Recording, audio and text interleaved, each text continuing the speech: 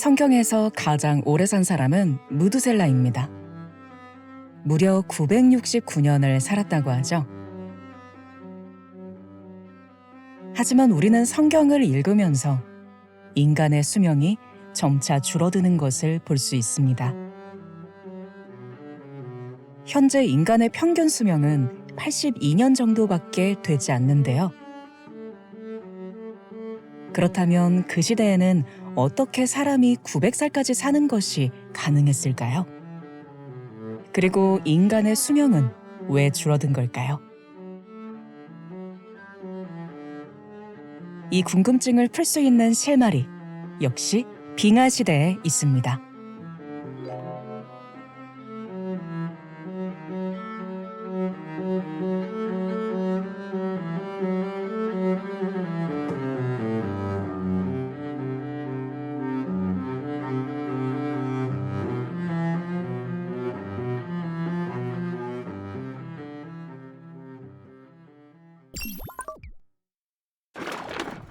오늘의 주제는 수명입니다.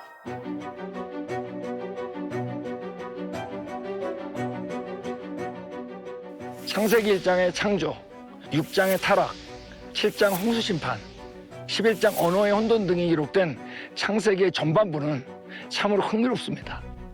그 가운데 창세기 5장과 11장의 족보에 등장하는 인물들이 수백 년간 살았다는 기록은 과연 진짜일까 싶은 생각까지 듭니다. 창세기 족보의 이해를 돕기 위해 막대 그래프로 정리해 보았습니다. 막대 그래프의 왼쪽 숫자는 다음 계보를 이을 자녀를 낳은 나이며 오른쪽은 죽은 나이입니다. 설명을 드리면 첫사람 아담은 130살에 다음 계보를 이을 사람인 셋을 낳았고 930살에 죽었습니다. 그러니까 막대 그래프가 긴 사람은 오래 살았던 사람이고 짧은 사람은 상대적으로 적게 살았던 사람인 거 아시겠죠? 이처럼 족보를 봤을 때 과거의 사람들이 훨씬 오래 살았다는 것을 알 수 있습니다. 과연 성경에서 말하는 이런 긴 수명은 무엇을 의미할까요? 먼저 수명에 관한 과학적 내용을 다뤄보겠습니다. 수명을 언급할 때 항상 따라다니는 단어가 노화, 에이징입니다. 늙는다는 의미죠.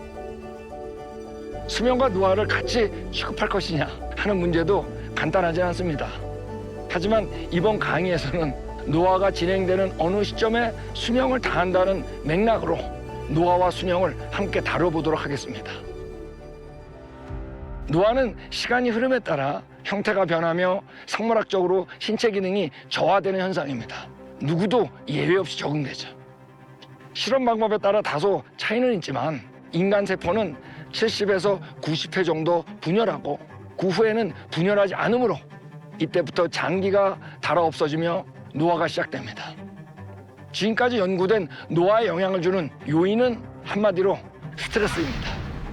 스트레스는 정신적 스트레스와 육체적 스트레스 둘로 나눌 수 있는데 이번 시간엔 주로 육체적 스트레스에 집중하겠습니다. 육체적 스트레스를 주는 요인은 크게 두 가지로 나뉩니다. 환경적 요인과 유전적 요인입니다. 환경적 요인을 먼저 보겠는데요. 일반적으로 신체에 스트레스를 주는 환경적 요인은 추위와 더위입니다. 한 가지 예를 들어보겠습니다. 온도에 따른 파리의 수명 변화를 실험한 적이 있었습니다. 이때 어떤 파리의 경우 섭씨 29도의 환경에선 30일가량 생존했지만 온도를 낮추어 25도로 바꾸어 주었을 때 수명이 훨씬 긴 80일로 늘어난 결과를 얻었습니다. 파리에게는 29도보다 25도가 신체에 훨씬 적은 스트레스를 주었던 거죠.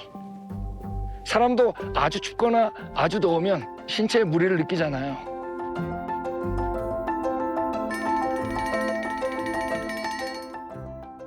또 다른 중요한 환경적 스트레스는 돌연변이입니다. 유전 정보가 기록된 DNA 분자의 원래 서열이 바뀌거나 손상을 입는 현상을 말합니다. 돌연변이를 일으키는 원인으로 가장 많이 꼽히는 것은 지구 밖에서 오는 단파들입니다. 감마선, X선, 자외선 등 이들은 에너지가 높아서 신체의 돌연변이를 일으키며 노화를 촉진시킵니다. 또 다른 단어를 가져와 보겠습니다. 활성산소라는 단어를 들어보셨나요? 불안정한 구조를 갖고 있어서 반응성이 아주 높은 산소입니다. 활성산소가 너무 많으면 세포와 DNA를 무작위로 공격해서 노화나 질병을 일으키는 것으로 알려져 있습니다. 자, 추위와 더위, 돌연변이, 활성산소 등의 노화에 대한 환경적 요인들이 이해되셨어요? 이제 노화에 영향을 주는 또 다른 요인, 유전적 요인을 보겠습니다. 수명을 보면 사람은 70에서 80년, 개나 고양이는 15년에서 20년, 쥐는 2년에서 3년, 초파리는 30일 정도입니다. 사람을 포함해 생물마다 수명이 크게 다른 이유가 있습니다. 자신들이 갖고 있는 유전 정보에서 오는 각 세포들의 기능적 차이 때문입니다. 수명과 관련된 흥미로운 유전자 연구 사례를 몇 가지 보겠습니다. 기록상 가장 오래 산 사람은 122세에 사망한 프랑스 여성인 잔 칼먼트입니다. 연구가들이 이 여성에 대한 족보를 5대 직계조상까지 거슬러 추적해 보았습니다. 연구 결과 그녀의 직계조상들은 같은 지역에 사는 다른 사람들보다 평균 10년 6개월을 더 오래 살았던 것으로 밝혀졌습니다. 즉, 같은 환경에 살았다고 할지라도 이분에게 유전자를 전수했던 조상들이 더 긴 수명을 가졌던 것이죠. 또 다른 예시로 C. 엘리간스라고 하는 선충에게 DAF2라는 유전자를 억제시켜 봤습니다. 이때 수명이 최대 6배까지 늘어났다는 보고가 있습니다. 즉, 이 선충에게 DAF2 유전자는 수명을 결정하는 데 기여하는 유전자인 거죠. 또 다른 예로 1970년대 초에 수명과 유전자 관계 연구에 중요한 전기가 마련되었는데 바로 텔로미어의 발견입니다. 텔로미어는 염색체 끝에 있는 구조입니다. 지금 화면에서 보시는 것이 염색체입니다. 이처럼 유전 정보가 담겨있는 DNA가 엉켜있는 X자 모양의 물질입니다. 그런데 염색체 끝에 있는 이 텔로미어는 분열이 일어날 때 구슬이 떨어져 나가듯이 줄어듭니다. 그리고 이렇게 짧아진 텔로미어는 새로운 세포로 대체가 불가능하기 때문에 다시 길어질 수는 없습니다. 즉, 나이를 먹을수록 텔로미어의 길이가 점점 짧아진다는 말이죠. 참으로 놀라운 발견 아닌가요? 수명의 경과 정도를 어느 정도 가늠할 수 있으니 말이죠. 텔로미어를 통해서 수명이 유전과 밀접하게 연관된다는 것을 알게 된 겁니다. 여러 연구가들은 유전적 요인들이 독립되어 작용하는 것이 아니라 앞서 언급된 환경적 요인들과 서로 연관되어 노화에 영향을 주는 것으로 알고 있습니다. 예를 들면 미생물부터 인간에 이르기까지 온도를 비롯한 외부 환경을 바꾸어주면 열충격 유전자 또는 스트레스 유전자가 발현되는 것으로 보고되었습니다. 이는 유전자가 환경적 요인에 대하여 매우 민감하게 반응한다는 사실을 보여준 겁니다.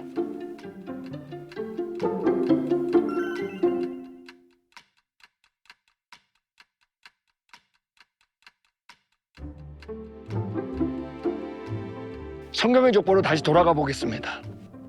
족보 속의 나이를 자세히 관찰하면 어떤 특별한 패턴이 관찰됩니다. 이 패턴을 쉽게 비교하기 위하여 태어난 시기를 같은 선상에 고정시켜 세워놓은 막대 그래프를 사용하겠습니다. 이 그래프를 통해 수명의 두 번의 드라마틱한 변화를 볼 수 있죠. 첫 번째는 노아홍수이며 그 다음은 바벨탑에 이어진 빙하시대라는 점을 쉽게 파악할 수 있습니다. 과연 성경 족보는 왜 이런 두 번의 갑작스러운 감소를 보여줄까요? 성경이 그 이유를 직접적으로 언급하지 않기 때문에 성경에 기록된 수명 변화와 당시 상황을 보며 오늘날 갖고 있는 과학적 지식으로 접근해 볼 수 있습니다. 성경은 사람이 처음에는 영원히 살도록 창조되었지만 범죄로 인하여 죽게 되었음을 알려줍니다. 홍수 이전의 사람들은 대부분 900살 이상 살았고 1000살을 넘기지는 못했습니다. 유전적인 면만을 접근해 보자면 타락 당시에 하나님께서 사람에게 900살에서 1000살 동안 살도록 유전적 설계를 설정하셨음을 짐작할 수 있습니다. 그리고 환경도 거기에 걸맞은 지금보다 훨씬 좋은 환경이었을 겁니다. 노아홍수 이전의 환경을 짐작케 하는 것이 있습니다. 바로 홍수 때 매몰된 화석들을 보며 알 수 있는데요. 화석들은 지금과는 비교할 수 없이 큰 생물들을 보여줍니다. 거대한 암모나이트 화석도 있고 90cm나 되는 잠자리 화석도 있고 큰 공룡도 있습니다. 즉 이런 큰 생물들이 충분히 살 만큼 좋은 환경이었음을 알 수 있습니다. 또한 노아홍수 이전의 환경을 알 수 있는 중요한 증거는 석탄입니다. 석탄은 탄화된 나무 껍질로서 모두 식물에서 왔습니다. 지금 보시는 그림이 세계 석탄의 매장 분포도입니다. 전 세계 대부분의 나라에서 석탄이 발견되죠. 엄청난 양입니다. 이러한 석탄의 매장량을 통해 당시 지구상의 나무가 얼마나 울창했었는지 예상할 수 있는데요. 계산상으로 오늘날보다 나무의 양이 100배는 되어야 한다는 결론이 나옵니다. 이런 많은 증거들은 홍수 이전의 환경이 지금보다 비교할 수 없이 좋았다는 점을 짐작케 합니다. 정리하자면 타락한 후에 하나님께서 사람에게 900살 정도의 수명에 맞는 유전 정보를 심어 넣으셨으며 홍수 이전까지 그에 걸맞게 노화가 느리게 진행되는 좋은 환경이었던 것이죠. 그러면 수명이 갑자기 줄게 만든 노아 홍수 때 무슨 일이 일어난 걸까요?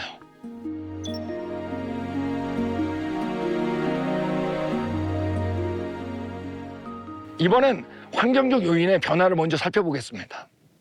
성경은 홍수 이후에는 이전과 다른 환경이 되었음을 보여줍니다. 가장 쉽게 눈에 띄는 것은 방주에서 나온 노아에게 하나님께서 하신 말씀입니다. 땅에 있을 동안에 심음과 거둠과 추위와 더위와 여름과 겨울과 낮과 밤이 쉬지 아니하리라. 이 말씀 속에 이전에 없던 상황이 등장하는데 바로 추위와 더위입니다. 홍수 이전에는 아담과 하와가 옷을 입지 않아도 힘이 좋을 만큼 날씨가 좋았던 거죠. 그런데 홍수 이후에는 노화를 일으키는 추위와 더위의 상황으로 변한 거죠. 앞에서 신체에 스트레스를 주는 일반적 요인을 추위와 더위라고 설명드렸던 것 기억하시죠? 즉 홍수 이전보다 노화가 촉진될 수 있는 환경이었다는 겁니다. 여기서 노아 홍수 전후 환경 변화를 설명하기 위한 과학적 모델 하나를 소개하겠습니다. 덮개 효과라는 모델입니다. 영어로 캐노피 이펙트라고 부릅니다. 이 모델은 노아 홍수 이전에는 지구대기 상부에 투명한 수증기 형태로 덮개가 있었다고 하는 모델입니다. 창세기 1장에서 창조 둘째 날 하나님께서 궁창을 통해서 궁창 아래 물과 궁창 위의 물로 나누는 장면이 나옵니다. 궁창 아래 물은 다음 날인 셋째 날 한 곳으로 모여 바다가 됩니다. 하지만 궁창 위의 물은 둘째 날 이후 언급이 없다가 노아 홍수 때 하늘의 창들이 열리며 라고 시작합니다. 이것을 통해 궁창 위의 수증기층이 사라진 것으로 보는 것이죠. 만약 이 수증기 덮개가 존재했었다면 홍수 이전의 환경이 어떤 상황이었을까요? 온실 효과로 인해 추위와 더위가 훨씬 적었을 겁니다. 그런데 노아 홍수 이후에 처음으로 추위와 더위가 언급되는 것도 덮개가 사라진 이유로 볼 수 있습니다. 또한 수증기는 태양에서 오는 단파인 자외선이나 액선을 차단시켜줍니다. 이 수증기로 인해 오존층도 더욱 견고해져서 단파의 차단이 더욱 용이했을 겁니다. 아울러 수증기 덮개로 인해 기압이 높아지게 되는데 이는 생물에게 더 많은 산소와 이산화탄소를 공급해주며 신체는 부상에서 빨리 회복되게 되어 있습니다. 고기압이 저기압보다 신체에 도움이 되기 때문입니다. 즉 홍수 이전에는 이 덮개로 인한 좋은 환경 때문에 모든 면에서 지금보다 노화가 훨씬 느리게 일어났다는 겁니다. 이것이 바로 덮개 효과 모델입니다. 물론 이 모델은 모든 창조과학자가 동의하는 것은 아닙니다. 왜냐하면 온실 효과가 너무 심해 너무 더워서 살기 어려울 수도 있으며 기압이 너무 높아도 인체에 해로울 수 있기 때문입니다. 그러나 이런 찬성과 반대는 수증기 덮개의 두께가 어느 정도였는지에 따라 좌우됩니다. 또한 문제는 그 덮개가 지금은 존재하지 않는다는 거죠. 그러므로 현재 덮개 효과에 대한 반론의 여지도 여전히 남아 있습니다. 그러나 성경의 기록이나 우리가 보고 있는 화석, 석탄 등의 증거들은 노아 홍수를 기점으로 환경이 악화되었음을 분명히 말해줍니다. 이번에는 수명이 짧아진 유전족 요인을 살펴보겠습니다. 앞서 타락 후에 하나님께서 900에서 1000살 사이로 유전적 설계를 넣으셨다고 했죠. 이와 같이 홍수 이후의 세대에게 하나님께서 유전자를 인위적으로 400살 중반으로 조절하셨다고 생각할 수도 있습니다. 카우 윌랜드와 몇몇 과학자들은 홍수 때 살았던 수많은 사람들 중에 단지 8명만이 구원받은 인구의 병목 현상에 주목했습니다. 노아 홍수 이전에 정말로 많은 사람들이 살았습니다. 족보를 통해 볼 때 긴 수명과 자식을 낳은 나이를 고려하면 홍수 당시 인구는 수십억 명에 해당합니다. 그러나 홍수 때 살아남은 사람은 단지 8명밖에 되지 않습니다. 만약에 방주에 탔던 함, 셈, 야벳 부부가 수명에 관한 여러 유전자 중에 수명을 느리는 유전자를 적게 받고 수명을 줄이는 유전자를 많이 받았다면 다음 세대는 수명을 느리는 유전자에 급격한 손실이 일어난 겁니다. 즉 아담과 하와의 타락 후에는 900살 넘는 수명으로 유전자를 프로그램하셨던 하나님께서 홍수 후에는 인구 병목 현상을 통하여 수명을 조절하셨다는 겁니다. 자, 홍수 이후의 유전자 손실 흥미롭지 않으세요? 이와 같이 환경의 갑작스러운 악화와 인구의 병력 현상에 따른 유전 정보의 손실 과정은 홍수 이후의 갑작스러운 수명 감소를 설득력 있게 설명합니다. 그렇지만 홍수 이후 400살 중반까지 산 것도 오늘날에 비하여 결코 짧게 산 것은 아니죠. 오늘날에 누구도 이 나이만큼 못 삽니다. 즉 홍수 이후 환경 변화와 유전적 손실로 나이가 줄었다고 할지라도 이 기간은 지금보다 훨씬 좋았던 환경을 말해주고 있는 거죠. 바로 수변 사막 기간입니다. 즉 노아 홍수 이전보다는 안 좋지만 여전히 사막이나 동토가 없는 지금보다는 훨씬 좋은 환경이었던 시기죠. 분명히 400살 중반의 긴 수명도 홍수 직후가 지금보다 좋았던 환경이었음을 뒷받침해주고 있는 겁니다. 그런데 족보에서 보여주듯이 어느 순간부터 수명이 200살 초중반으로 다시 반으로 뚝 떨어집니다. 누구부터인가요? 벨렉부터죠. 바로 바벨탑의 어느 혼돈에 이어진 빙하 시대입니다. 이때 광역적으로 눈이 내리고 기후가 급변하는 빙하 시대 상황이 도래했습니다. 이런 기후 변화가 신체의 노화를 촉진시켰던 것이죠. 아울러 언어가 갑작스럽게 통하지 않았던 것은 엄청난 공포였으며 정신적 충격이었을 겁니다.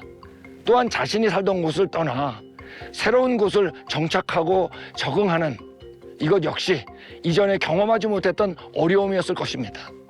정신적 스트레스가 육체적 스트레스로 이어지는 것은 아주 일반적 현상입니다. 그러니까 바벨탑과 빙하 시대는 새로운 육체적, 정신적 스트레스의 환경이었던 겁니다. 결국 벨렉 이후의 갑작스러운 수명 변화를 초래한 거죠. 흥미로운 점은 표에서 보시는 것처럼 바벨탑 이후 아브라함의 아버지인 데라부터 수명이 점차로 줄어드는 추세를 보여준다는 점입니다.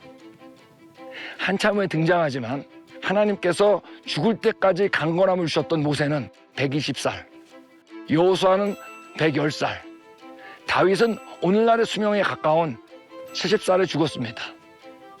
이런 모습은 빙하 시대 이후 시간이 감에 따라 사막과 동토와 같은 지역이 발생하며 오늘날의 극단적 환경으로 서서히 변화해 왔다는 점을 말합니다. 성경 인물들의 긴 수명이 빙하 시대 이래로 점점 줄어드는 것이 우연의 일치라고 보기에는 너무 신기하지 않으세요? 자, 보세요. 빙하 시대, 노아 홍수, 수변 사막, 바벨탑, 인류의 이동, 인종, 종분화, 수명, 이들이 결코 상관없는 주제가 아니죠. 서로 밀접하게 연관된 주제입니다.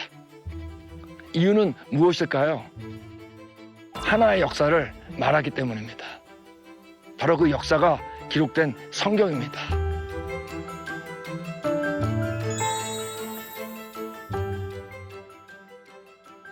성경으로 풀리는 빙하 시대, 다음 시간에도 계속됩니다.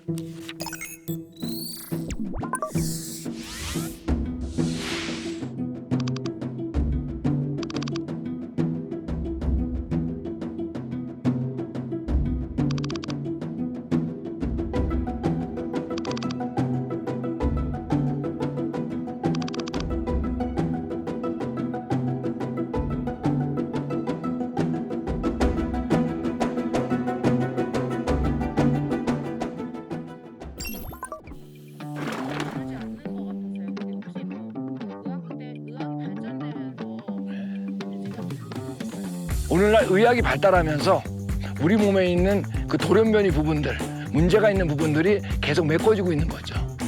여기에 대해서는 의학의 혜택을 받지 않는 나라들을 보면 쉽게 알 수 있습니다. 아프리카 같은 나라는 지금 40살이 돼도 다 장로거든요. 이건데.